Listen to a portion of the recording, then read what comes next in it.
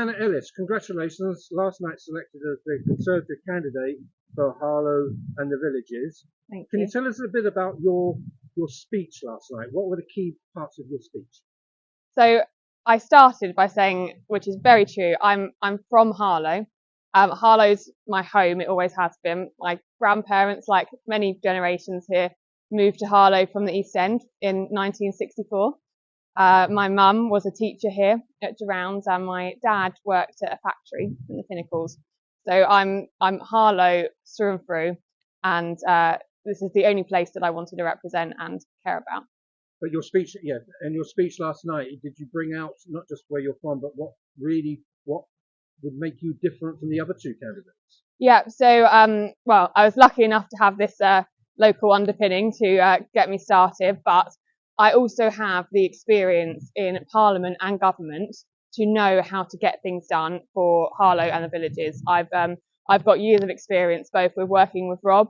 I started off in his office, and since then I've worked in government, I've worked in policy institutes, and I've worked in law. And using that, I know that I've got the skills to deliver the things that Harlow and the Villages need. Because you might have started off as work experience I to did. head into Chief of Staff of Robert Howe, an MP's office, and that must have been some climb. Yeah, no, it was. I didn't imagine it would happen that way when I wrote him a letter and asked for work experience back when I was in sixth form. But you know, I've worked hard, and that's how it worked out. You've only got 5. Robert Halfon had 11 years between selection and 2010, and now you've got 5 weeks. What can you achieve, or what do you hope winning in 5 weeks?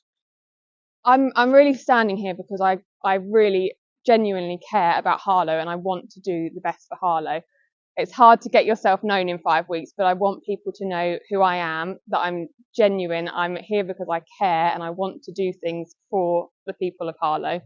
And I will be out on the doors every day, maybe on the roadsides too, like Rob did, and campaigning to try to get people to know me and what I'm about. Because people might say, and I hate to mix my metaphors, is a number of hospital passes you've been left with, including one, where's our hospital, where's UK Health Security Agency, a school that needs rebuilding. Yeah. There's lots of 14 years of Conservatives, there's lots of hospital passes for you to pick up, isn't there? Yeah, I know, but I'm not afraid of hard work, and I will get stuck in there and sort these things out. I mean, the new hospital, it has been committed to, the funding is there, they're looking for a site at the moment. Labour have said that they're going to review the hospital's policy. So, you know, if you have a Conservative member of Parliament, then we can get this done. That is not a guarantee under Labour. They're going to be looking into this. All of these issues, I want to listen to Harlow and I want to represent you. I know how to make these things work in Westminster, and I know how to get things done for them. What do you mean you worked in the House of Lords? Is that Yeah. Right? So what does that mean, getting things to work, making things get done? It's a bit technical and complicated, so I don't want to go into too many details, but you know, whether it's amending legislation or developing policy, you know, these levers that you can pull in government, I've worked in the background of that for a while, and I want to use those levers not for anything else but for Harlow. There's ways to get things done, and I've seen firsthand how that works, and I know that I can use that for what the people of Harlow need.